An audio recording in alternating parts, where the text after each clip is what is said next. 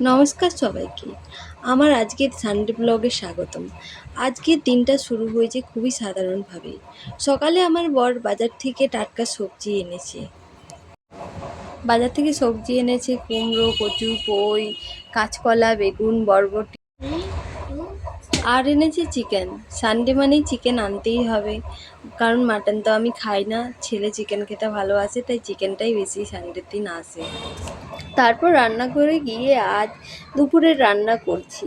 আজকের মেনুতে রয়েছে চিকেন, ভাত, শাক আর কলা ভাজা। রান্নার প্রতিটি মুহূর্ত ক্যামেরায় তুলে রেখেছি। পরিবারের সঙ্গে একসাথে বসে খাওয়া আর ছোট ছোট মুহূর্তগুলোই আমার দিনের সবচেয়ে সুন্দর অংশ।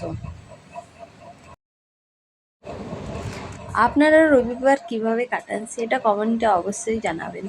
রান্নার ফাঁকে ফাঁকে আমি বাড়ির কাজও একটু করে সেরে নিচ্ছিলাম। চিকেনটা আজ আমি আলু দিয়ে বানাচ্ছি, লাল লাল ঝাল ঝাল চিকেন। রান্না করতে করতে তার মধ্যে একটা পার্সেল এলো ফ্লিপকার্ট থেকে। 6টা ডিবে অর্ডার করেছিলাম, সেগুলোই এলো।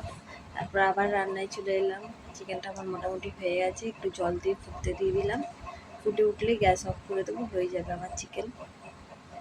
খুব পাতলা ঝোল করিনি আমি, মোটামুটি একটা রেখেছিলাম কষানোর মতো। চিকেন মশলা, গরম মশলা দিয়ে নামিয়ে দিয়েছিলাম। আশা করি আজকের এই সানডে ব্লগ আপনাদের সবারই ভালো লাগবে।